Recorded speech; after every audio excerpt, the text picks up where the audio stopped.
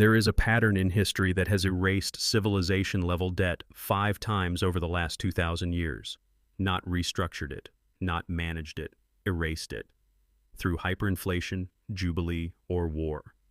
Rome in 33 AD, Europe in 1347, France in 1789, Germany in 1923, Europe again after 1953. 5 resets. Different triggers, the same 6-stage sequence every time. Each time the debts looked manageable, each time leaders promised repayment, each time the math said it wouldn't work, and each time the debt was erased anyway, wiping out savings and transferring wealth on a scale that makes modern billionaires look small. Now it's 2025. Global debt stands at 335% of GDP, about $300 trillion in liabilities against $90 trillion in annual output. The United States alone owes $36 trillion. Student loans, auto loans, credit cards, corporate leverage. The numbers don't negotiate. This cannot be repaid. We are in stage 3 of the same 6-stage cycle. Check. And history is precise about what follows. Stages 4, 5, and 6 arrive with metronomic certainty. The only unknown is the mechanism. Currency destruction through inflation, a mandated debt jubilee, or a war large enough to make the obligations irrelevant. This isn't prophecy, it's pattern recognition. This has already happened multiple times and the mechanics never change. What it means is simple. Every dollar you've saved, every debt you owe, every asset you think you own exists inside this cycle. Before history, one concept matters: debt jubilee, and why it isn't optional. A debt jubilee is not a policy decision, it's a mathematical outcome. When debt reaches a level that cannot be repaid, something must break. Either the debt disappears or the economy does. Debt is a claim on future production. Borrow money and you promise future output plus interest. When governments borrow trillions, they promise future taxpayers will produce enough to repay it. But there is a limit. When debt exceeds productive capacity, when interest consumes all growth, when new borrowing exists only to service old debt, the system becomes a Ponzi structure, and every Ponzi structure collapses. The math is simple. Global GDP produces less than $3 trillion in new output each year. Global debt demands roughly $9 trillion in interest. The gap cannot close. At that point, the debt must be eliminated, not rolled, not refinanced. Eliminated. History shows only 3 outcomes. Inflation repays debt in worthless currency. Jubilee cancels it outright. War destroys enough of the system that obligations become irrelevant. There is no 4th option.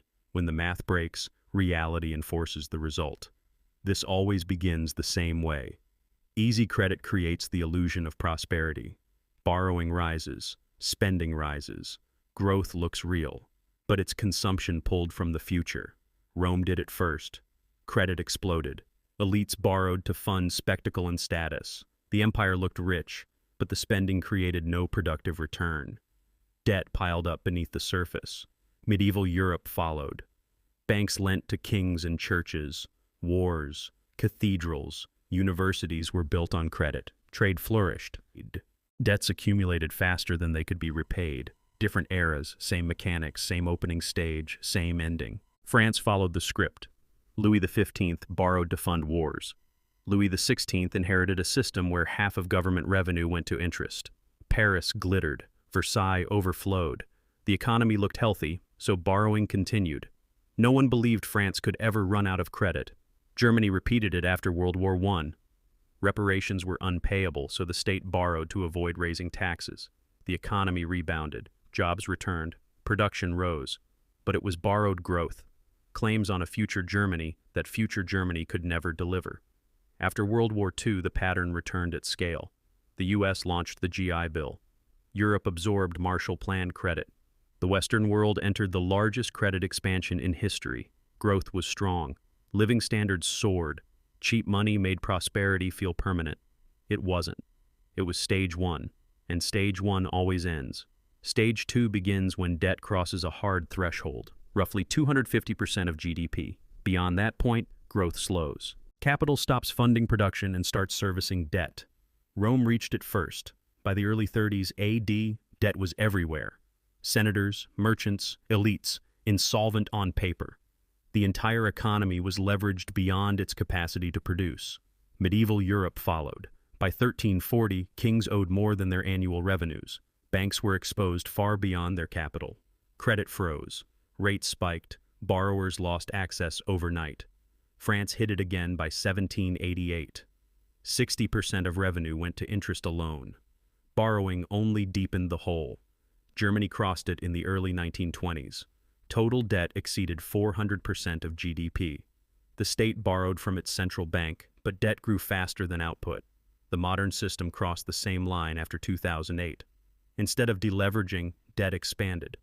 By 2020, global debt exceeded 320% of GDP. Emergency spending pushed it higher. The United States alone sits above 320%. Check. That locks the system into stage 3. Interest consumes growth. New borrowing only tightens the trap. Rome saw it in 33 AD. Credit froze. Commerce stalled. Land prices collapsed. Debtors couldn't pay. Creditors demanded repayment. Medieval Europe followed in 1345. England defaulted. Major banks failed. Trade ceased. Growth stopped. France reached it again in 1788. The state borrowed only to pay interest. A pure Ponzi structure. When the nobility refused higher taxes, the system broke. The result was revolution. Germany hit the wall in 1922. Reparations, domestic interest, reconstruction, total costs above state revenue. No choices left. Print. Print more. Inflation started slow, then sprinted. Prices doubled, then doubled again. The currency died faster than the presses could run. Savings were erased. Debts stayed tied to gold, rising in real terms as paper turned to ash. The same math is visible now. The United States is near $1 trillion a year in interest, more than defense. At historical rates, it moves toward $1.5 trillion. Real GDP adds maybe $500 to $700 billion. Interest absorbs 100% plus of real growth. Stage 3. The trap. We are here. Check. Stage 4 follows. Recognition. The moment anyone with a calculator sees the debt will never be repaid. Not because people refuse, because the numbers don't work. Rome reached that point in 33 AD. Creditors demanded payment. Debtors couldn't pay. Lending froze. Commerce slowed. Prisons filled. The Senate tried a fix, forcing creditors to park capital in Italian land. No one wanted to lend to buy it. Land couldn't clear. The elite went insolvent. They owed more than they owned. Unpayable. Medieval Europe saw the same break. After the banking collapses, kings offered partial payments, extensions, collateral. The math ignored the paperwork. England's revenue couldn't cover the claims in any realistic timeline. Creditors stopped believing. The system was functionally bankrupt. France hit recognition in 1789. Interest plus basic state operations consumed the entire tax base. The figures were public. Everyone could see that even dismantling the government wouldn't solve it. Debtors demanded default. Creditors refused. The conflict was locked in. Germany repeated it in 1923. Trillions printed daily. Bread cost billions. Workers demanded pay twice a day just to spend before prices moved again. Debts stayed fixed in gold. Reparations stayed due in gold. Everyone knew repayment was impossible. Today, the same recognition spreads. Servicing and retiring the debt would require impossible surpluses for decades. The math doesn't bend. That triggers stage 5. Pressure builds. Debtors demand relief. Creditors demand protection. Governments get trapped between two impossible camps, and the social contract starts to crack. Different eras. Same sequence. Recognition always leads to conflict. Germany showed how it ends. Strikes spread. Extremist movements surged by promising debt cancellation. The state could not honor obligations and maintain order. Something had to break. That pressure is visible again. Across the modern economy, left and right demand relief. Loan forgiveness, forbearance, restructuring. One side calls debt predatory. The other calls inflation theft. Governments respond with transfers and partial relief. It isn't enough. Stage 5 is forming now. Stage 6 follows. The reset. Debt is eliminated, not repaid. The method varies. The result never does. Creditors lose. Savers are wiped out. Wealth is transferred and the system rebuilds from damage. Rome attempted delay. Tiberius injected public money as interest-free loans. Private debts were paid with state funds. Relief was temporary. Debts returned. Emperors then debased the currency, reducing silver until money itself erased the obligations. Medieval Europe reset through collapse. Plague killed creditors and debtors alike. Enforcement vanished. Labor became scarce. Feudal debts died with the system. France erased debt through inflation. Paper money backed by land worked briefly. Then printing accelerated. Prices exploded. Currency collapsed. Creditors lost everything. Germany repeated it in 1923. Hyperinflation destroyed savings. Debts vanished in worthless marks. The middle class was erased. Different methods, same outcome. Debt is always removed through destruction, never repayment. Germany closed the loop in late 1923. A new currency replaced the old one at 1 trillion to 1. The past was erased. Hyperinflation finished the job. Debt vanished by destroying money. After World War II, Europe chose another path. Germany's debts exceeded its entire economy. In 1953, creditors accepted reality. 50% was canceled. The rest was restructured at low rates, tied to the ability to pay.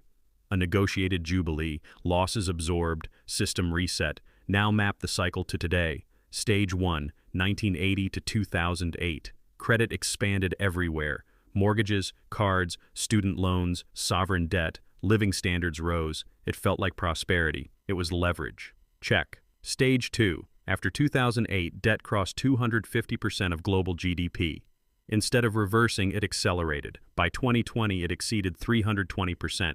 Emergency spending pushed it higher. Check. Stage 3. Now. Interest consumes growth. The U.S. spends near $1 trillion a year servicing debt. Global interest demands exceed global growth. The math fails. We are here. Check. Stage 4. Recognition. The debt cannot be repaid. The numbers are public. Anyone with a calculator can see it. Check. Stage 5. Pressure. Forgiveness demands. Wealth taxes. Claims that debt doesn't matter. Promises without funding. Tension rising. Check. Stage 6. Next. Reset. Inflation. Jubilee or war. History points to the most likely path.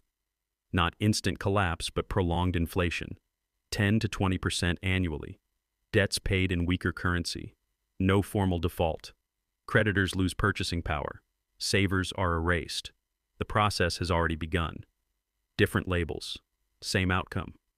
When the math breaks, the system resets. Partial jubilees have already started. Student loan forgiveness erased $1.7 trillion. Expand it to mortgages or credit cards and it becomes systemic. Globally, debt relief discussions are spreading. Coordinated default would achieve the same result by another name. The darkest path is war.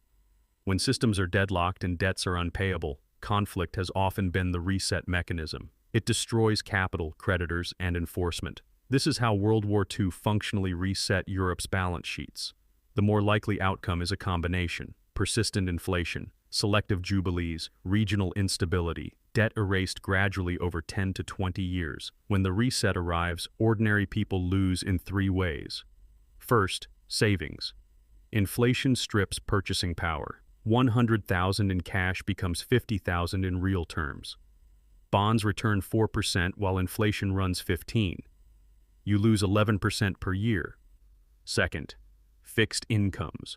Pensions, Social Security, annuities. Payments stay nominal while prices double. $3,000 a month becomes $1,500 in real value. Third, creditors. Bonds, loans, money market funds. The debt is repaid, but in devalued currency, you get every dollar back. Each dollar buys half as much.